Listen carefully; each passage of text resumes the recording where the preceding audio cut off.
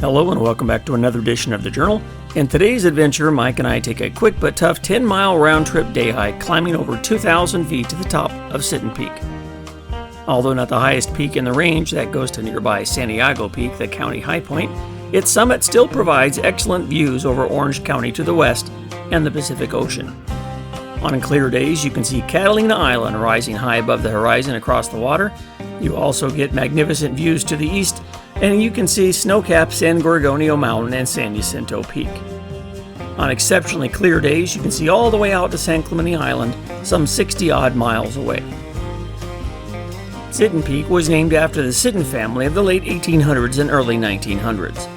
Albert Sitton was a prominent farmer and rancher in the city of Orange, whose son was also named Albert and was a businessman in the city of Fullerton. He also owned one of the area's first Jeep dealerships. Well, back in that day, they weren't Jeep, they were Willys and overland vehicles, the precursor to the Jeep line of 4x4s. Both were well known for spending time hunting and fishing and exploring in the Santa Ana mountain region. The Sitton family donated land in the city of Orange for a home for abused and neglected children, later dedicated to him, called the Albert Sitton Children's Home, which was later incorporated into the Orangewood Children and Family Center that is still there today. Sitton Peak was also the site of a Bell A-1 Super Cobra attack helicopter that crashed near the base of the Hughes Trail to the summit in November of 1986, which killed both U.S. Marine Corps crew members. The only large piece remaining at this site is part of an aluminum rotor blade that can easily be seen along the trail. We'll get a better look at that a little later on. This area of the Cleveland National Forest, especially along State Route 74, better known as Ortega Highway, has its own sordid reputation as being one of the most deadly stretches of highway in California. Hairpin turns, steep drop-offs, and beautiful mountain scenery along with famous watering holes, this highway is an attraction for motorcyclists with sometimes deadly results. Besides the almost weekly fatal traffic collisions that occur along its windy stretches, dead bodies are also too often discovered at the bottom of the steep ravines and along isolated back roads. In July of 2002, 5-year-old Samantha Runyon was playing in the front yard of her home with her 60-year-old playmate next-door neighbor Sarah Ann. Child molester Alejandro Avila was cruising the area and approached the girls and asked them if they had seen his little chihuahua. When Samantha approached the vehicle, Avila snatched the girl, threw her into the back of his vehicle, and drove off. Samantha kicked and screamed, but Avila didn't let her go. She screamed to her friend, "Tell my grandma! Tell my grandma!" She was found the next day off Ortega Highway, just a few miles from here off Killen Trail, now renamed the South Main Divide Road. Here, Samantha's naked and lifeless body was discovered by a passerby. Samantha had been sexually molested, raped, strangled, and posed into a provocative position, almost as if Avila was proud of what he had done. The 911 transcript of the poor family that found Samantha is disturbing and will probably haunt the family for the rest of their lives. I read it, and I had to stop, for it was even too disturbing for me. Alejandro Avila was later arrested and convicted of rape and murder of Samantha Runyon and sentenced to the death penalty. He currently sits in San Quentin State Prison and is awaiting execution. That day just can't come soon enough for me. Just a few years later, Jason Batista and his younger brother strangled their mother, cut off her head, her hands, and her feet, and stored them inside a duffel bag in their apartment, trying to conceal her identity. They slowly drove along Ortega Highway and, finding a steep-sided ravine, rolled the remains of their mother over the side, hundreds of feet to the rocks below like a bag of trash. A few days later, a motorist on his morning commute from Riverside to Orange County pulled over on the dirt shoulder to take a leak. He looked over the side and saw what he thought were the remains of a department store mannequin smashed up on the rocks below. That was until he saw the blood smeared on the rocks nearby. Sheriff's investigators arrested 22-year-old Jason Batista and his younger brother for the murder of their mother. Jason was later convicted of murder and sentenced to life in prison. Another discovery. From a story from the Riverside Press Enterprise, the body of another male was found by a hiker in the Cleveland National Forest, and sheriff's homicide investigators were conducting a death investigation. The body was found about 7:30 p.m. Saturday off South Main Divide Road, about 3 miles south of State Route 74, according to the Riverside County Sheriff's Department. These are just a few of the horrific crimes committed where the victims were disposed of along Ortega Highway. Some of Orange County's most notorious serial murders routinely use this traffic corridor, to dump their bodies. During the late 1970s to early 1980s, William Bonin raped, tortured, and murdered 21 boys along the Southern California freeways over a 10-month period. Most were hitchhikers whom he had lured into his green van and strangled. His youngest victim was Jimmy McCabe, 12, of Garden Grove, who was abducted while waiting for the bus to Disneyland. One of his oldest victims was a grocery store clerk, Darren Lee Kendrick, 19, of Stanton, who was abducted while gathering shopping carts in the supermarket parking lot. Bonin, a truck driver from Downey, raped his victims, then dumped their bodies along the road. For this, he was nicknamed the Freeway Killer. Bonin was convicted of 4 murders in Orange County and 10 in Los Angeles County. On February 23, 1996, Bonin was executed by lethal injection in San Quentin State Prison.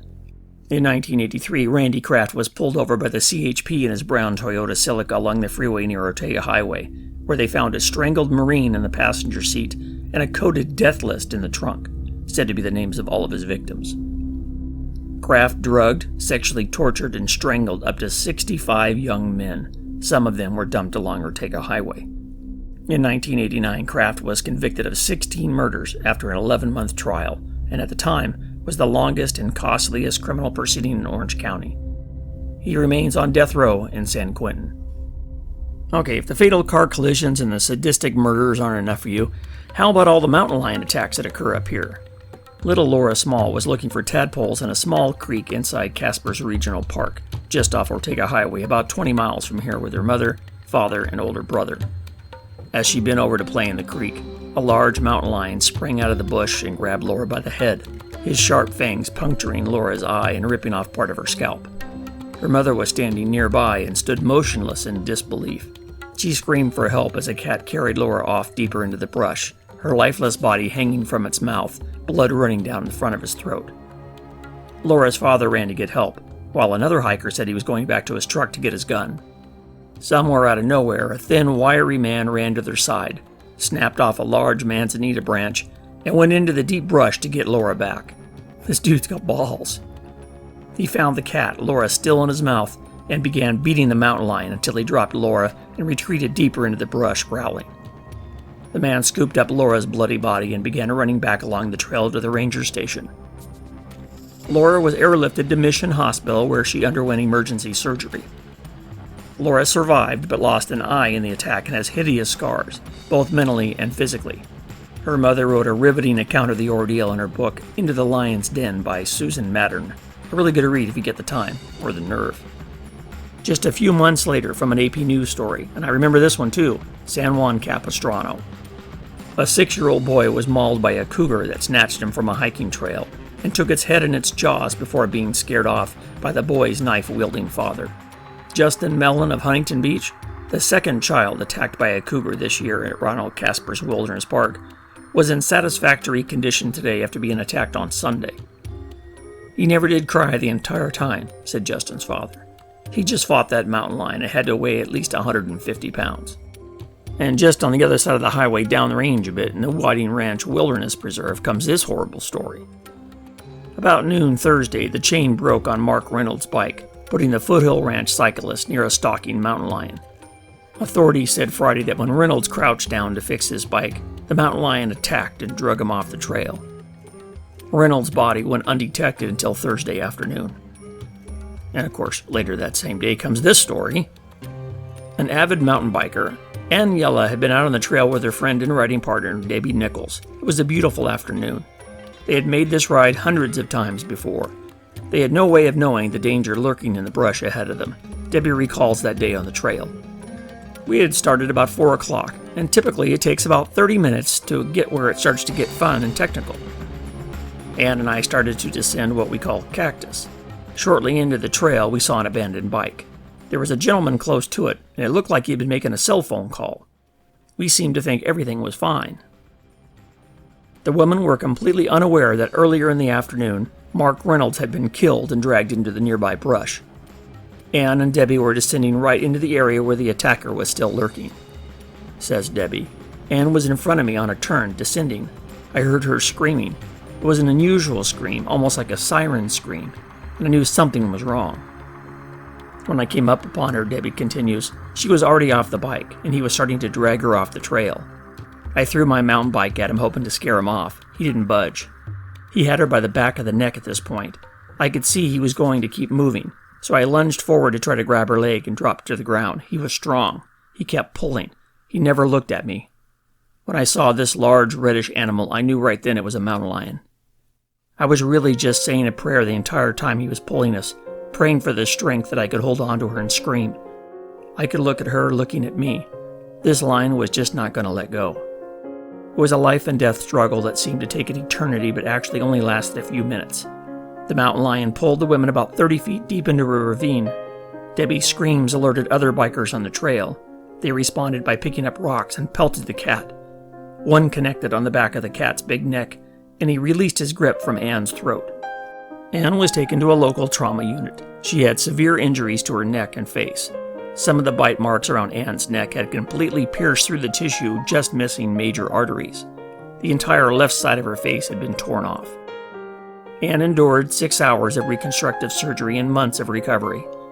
Anne says the most painful part has been not her permanent injuries, but her grief over the death of the other biker on the trail that day. Adds Anne, it was a terrifying experience, and it felt like it was dragging on forever, but I honestly didn't think at that point I was going to make it. I was trying to say goodbye to Debbie because I knew I couldn't get air any longer, and I was watching the fear in her eyes. Watching it was the toughest part. There are an estimated 4,000 to 6,000 mountain lions in California, and I swear it seems like they all live in this stretch of the Cleveland National Forest where I'd be hiking today. You think I'm a little nervous? You bet. Okay, do we have time for one more? I think we do. William Morris, 41, was walking Tuesday on a trail near the Falcon Crest campground off Ortega Highway. Just around the corner from here, when out of the corner of his eye, he saw a mountain lion crouching near the restroom about 40 feet ahead of him. His Queensland heeler lab mix Hoagie, who just turned 5, sprang between Morris and the mountain lion that was easily double his size. The cat grabbed him by his underbelly and ripped him wide open. Morris ran to the dog's side and pulled him to safety as the cat ran away. His wife Candy was only a short distance away. He saved my life and my wife's life. If he hadn't been there, my wife and I would have been dead. Morris drove to a nearby Cal Fire station and reported the attack. Then they raced down the mountain to Keith Veterinary Hospital in Wildemar. Hoagie had been in surgery for more than 3 hours, and veterinarians were hopeful the dog would survive. And in fact, Hoagie did survive and lived a long life sleeping on the couch and getting fed tasty doggy treats for his heroic actions. Okay, the reason I threw in this last one is because the last time I was up here along the trail to Sitton Peak, it was with Dave and we got the scare of a lifetime. We were pretty sure we were stalked by a mountain lion that day, and you know what? Sometimes your gut instincts are pretty damn accurate. Exactly 2 days after our trip up to Sitton Peak, the William Morris incident occurred, and I wouldn't doubt if we were stalked by the same mountain lion that attacked Hoagie. Okay, enough about the dead bodies, the mutilations, and the mountain lion attacks. Let's take this damn hike before I change my mind.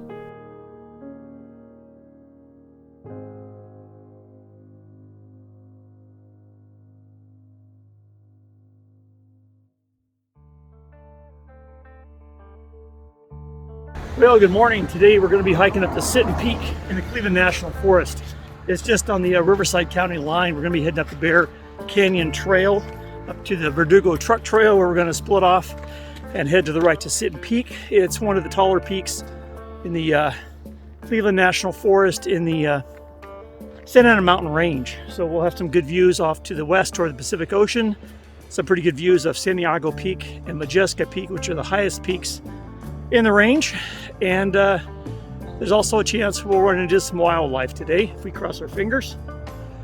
Meantime, we got to cross Ortega Highway here, which is a really busy thoroughfare that separates Riverside from Orange County. A lot of people commute this way, and as you can see, it's a really busy place. Hardest part of the hike is getting across the road safely, but in the meantime, we're going to start up the Bear Canyon Trail up at the top of Sitton Peak.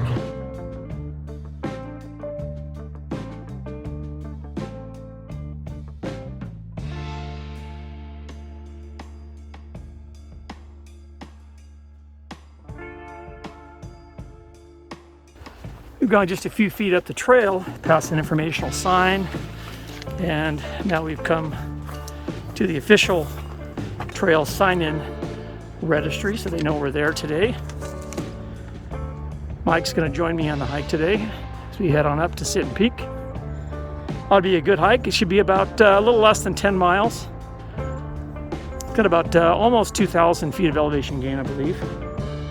Nice clear day. It's going to be warm today, probably in the mid 80s, maybe a little lower up here at this elevation, but it should be nice.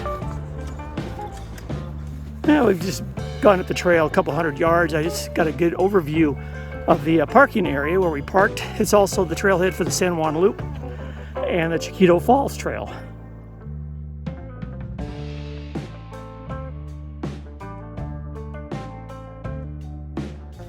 Well, we've been hiking probably 15 minutes or so along the Bear Canyon Trail. Been mostly shady so far, which has been nice. I'm sure at some point we'll pop out into the sun. We're through some magnificent oaks and brush along the way. Haven't seen too many bugs or flies so far, so I'm sure as it heats up we'll probably run into a few more. And temperature wise, it's probably in the low 50s right here, which is perfect for a hike. It's going to heat up today, so it's going to be nice to get the uphill part of the climb earlier in the morning. So we'll see if we run into any wildlife today. That'd be something, wouldn't it?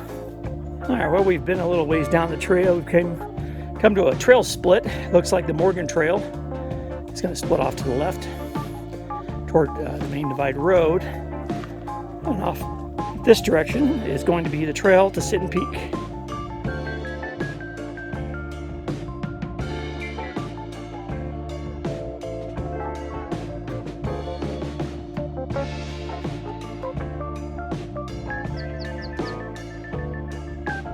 Well, as we're heading up the trail to Sitton Peak, the sun has definitely come out to the left of us here over our shoulder, and it's heating up. I'm sweating pretty good already, and it's not even 9 o'clock in the morning.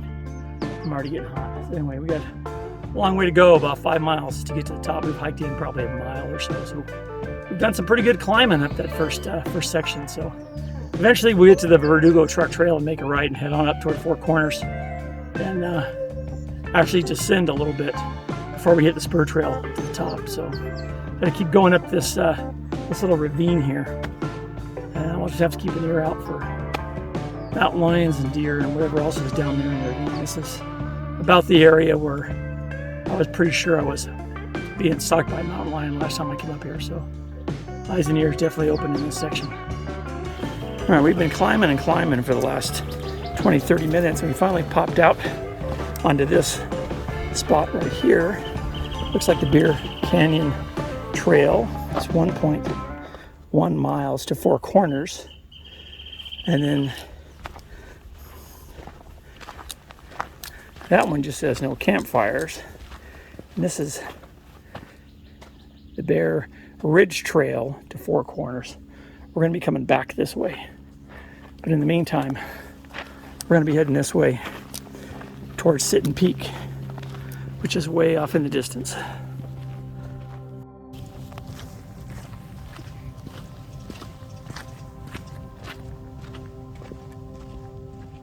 All right, well, we're heading down the trail and we can see what I believe is Sitton Peak directly in front of us.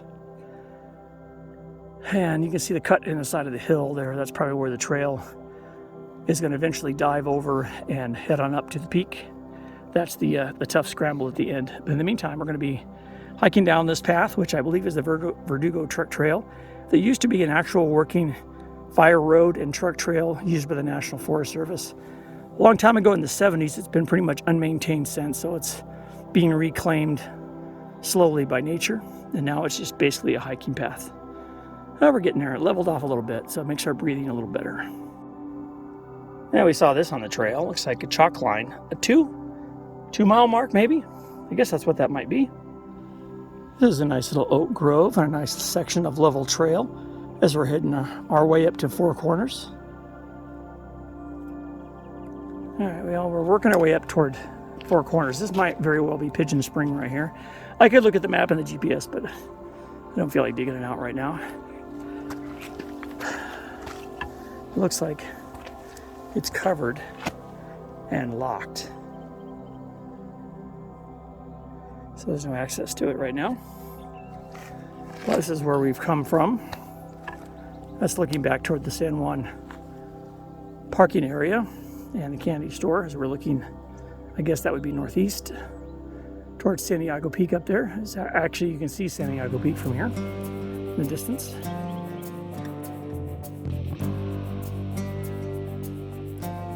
Now we're along the Verdugo truck trail working our way up to Sitton Peak. I can see it off to my right. And eventually we'll be coming up on the trail split called Four Corners. And heads off different directions. There's a ridgeline trail. One goes to Sitton Peak. One goes toward the Blue Water Trail, which heads down into San Mateo Canyon toward Fisherman's Camp, and eventually to Naha Falls if you continue to make your loop. But the reason I stopped here today was probably about 10 years ago. I was up here with my dog, Cheyenne, my Siberian Husky, and my buddy Dave, and we were hiking along this section. And my Husky is always out in front of me. She's always 6 feet in front of me on the leash, and she's about as brave as any dog could be. And she sensed something in the bushes just off to the right of us, right in this section. And we couldn't see anything, we couldn't hear anything, and she just locked up.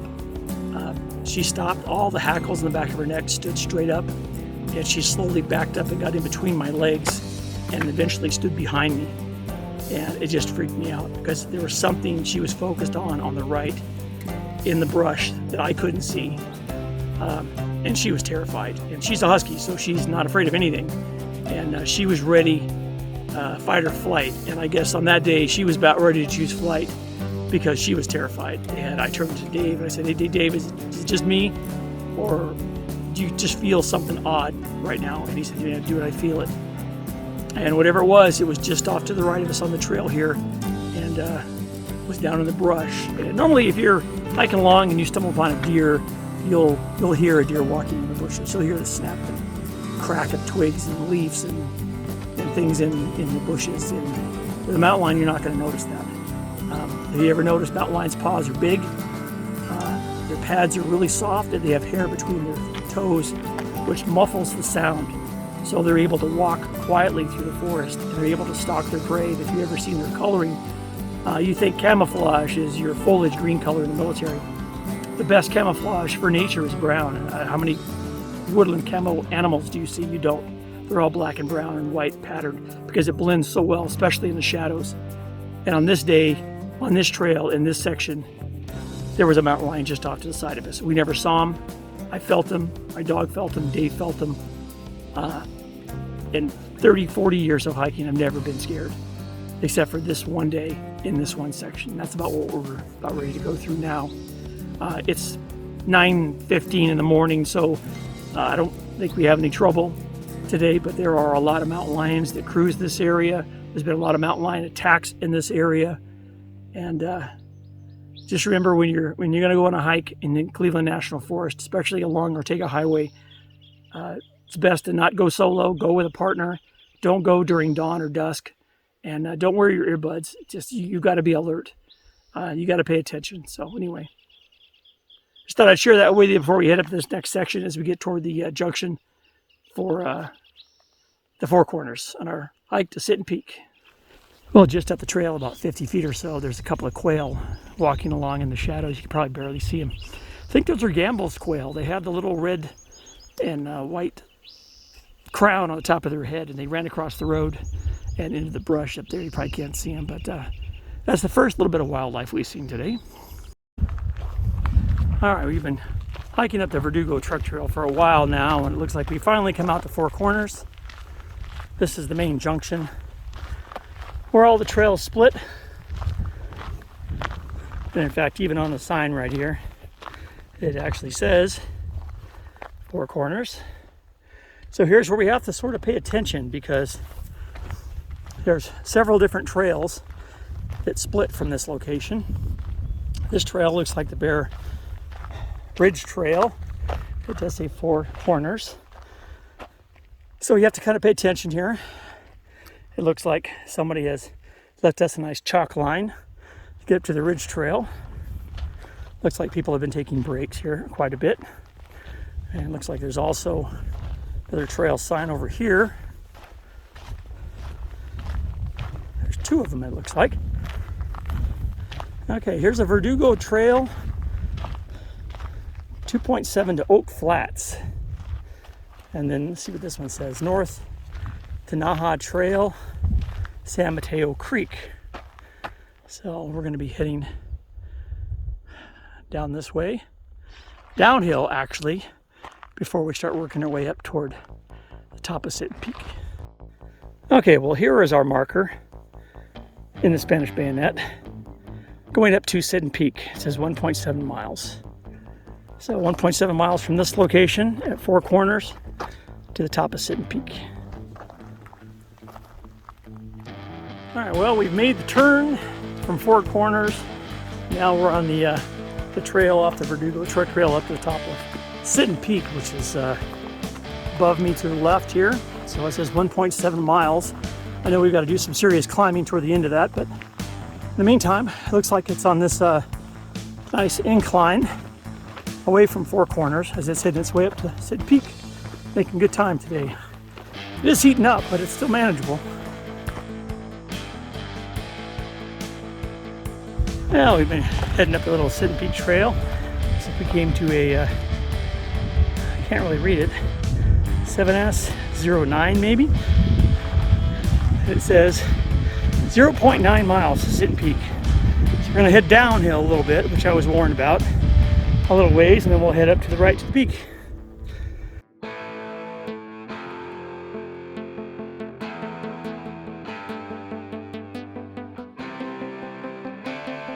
Oh, we're working our way down Verdugo Truck Trail to the west toward the ocean. And eventually, over here on the right, we're going to run into our used trail that scampers up to the summit. We've got to keep an eye out for it because it's not totally visible from what I was told. It's been a long time since I've been up here. Hopefully we'll see it and we'll miss it. And I definitely don't want to go downhill any further than we have to. Well, I was a little worried that we had missed the trail junction. Heads up to the top of Sitton Peak, but now that I see this, it's pretty obvious where it goes, straight ahead, up to the top of Sitton Peak.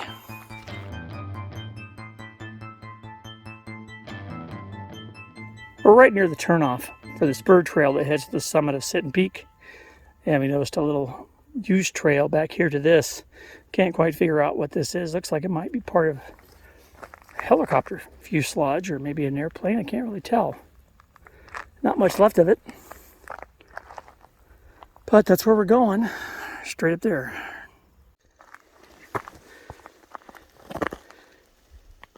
Looks like here's the spur trail to Sitton Peak, heads up that direction. Whew, those first few minutes up the side trail are steep. And you can see the slope that we came down, which we have to reclaim on the way back up, which is gonna suck. Oh, we're getting there, slowly but surely. Well, Sitton Peak is right behind me. We just did some pretty steep scrambling up through some overgrowth and loose rock and some hard pan. So it's going to be interesting going down because we just hope we don't slip and fall, end up on our backside on the way down. It's getting hot up here too, so be glad to get to the top.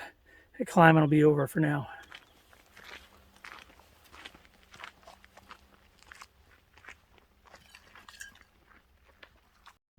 Well, we're working our way up to the final section of Sitton Peak, and we've come quite a ways up the slope already. And we still got some climbing to do, but we're paying for it. It's going to be tricky getting down. It's all hard pan. This is the stuff I hate. And the manzanita and the brush, it's scratchy, steep, and now it's hot. But we're getting there.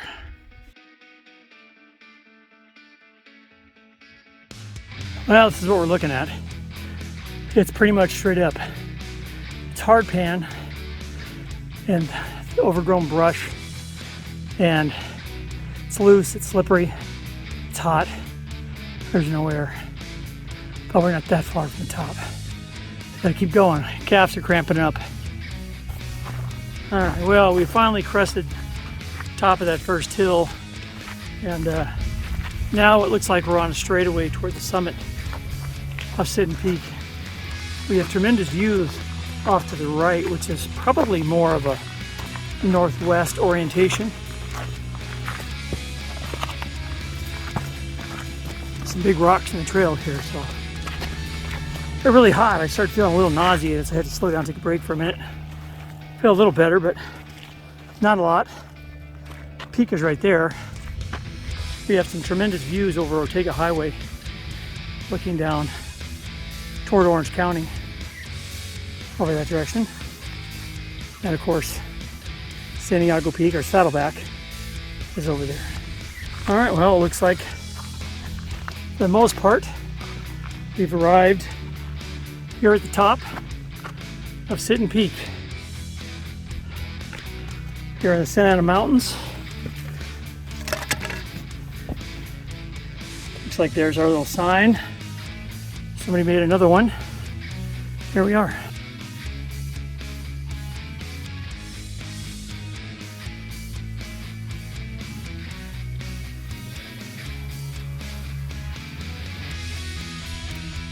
From the top of Sitton Peak.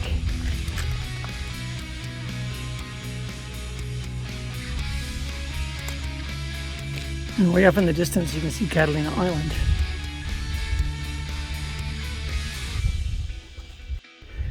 Well, we made it to the top of Sitton Peak. The scramble was a little harder than I remembered, maybe because I'm older, fatter, slower. There's a benchmark over there on that rock, but there's also a benchmark right there. It says Sitton Peak, and we have some pretty phenomenal views from up here.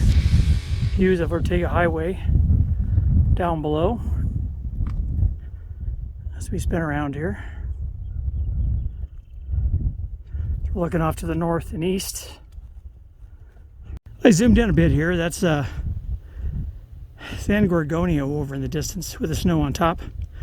San Jacinto is in the haze to the right. And as we spin along the ridgeline, we'll work our way up toward San Diego Peak, which is the Orange County high point. And as we swing around to the left, we're actually heading north and west toward LA County. It's Orange County down there. Looking over toward Mount Baldy and out toward the Pacific Ocean. You can see Catalina today. So that little blue down there in the haze is the Pacific Ocean. Great day to be up here. It's warm, but there's a breeze. All right, well, we made it to the top of Sitton Peak. Now we got to work our way down.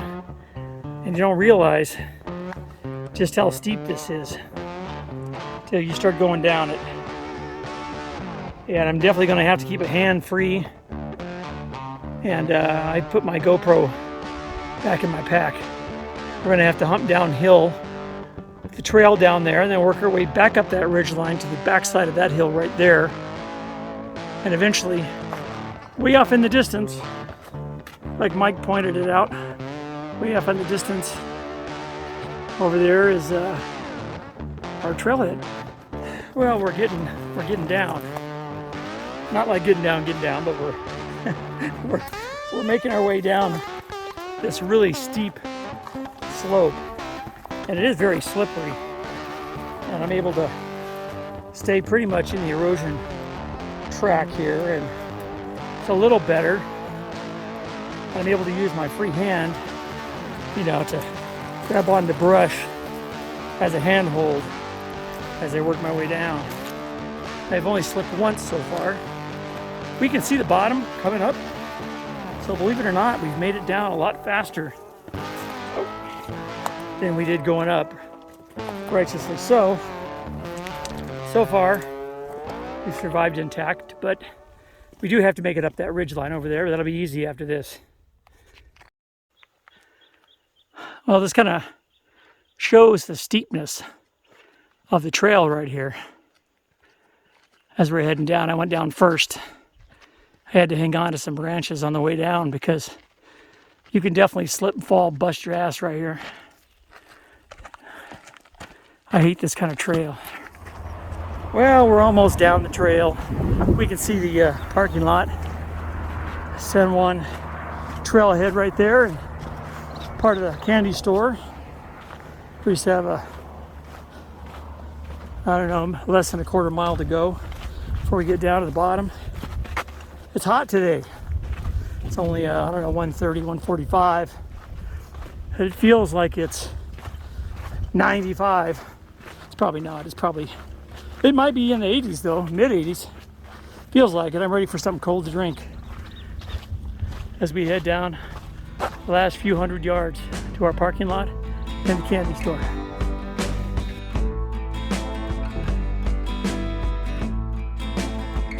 Well, we made it back from Sitton Peak.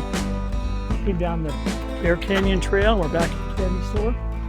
We're going to take a break here and head over to the candy store and get a snack, get a soda, maybe a cold drink, then head on out.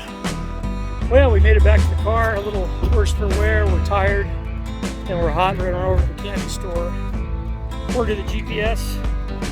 It's, I don't know if you can see that.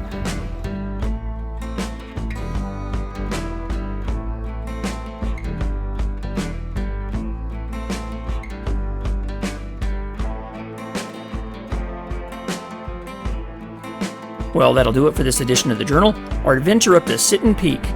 Click the like and subscribe button to get notifications of the latest editions of the Journal as I post them. Anyway, get out there and let's do some good hikes before it gets too hot. The next episode will be my short little trip along the Pacific Crest Trail near Agua Caliente Creek. Alrighty, take care. Bye-bye.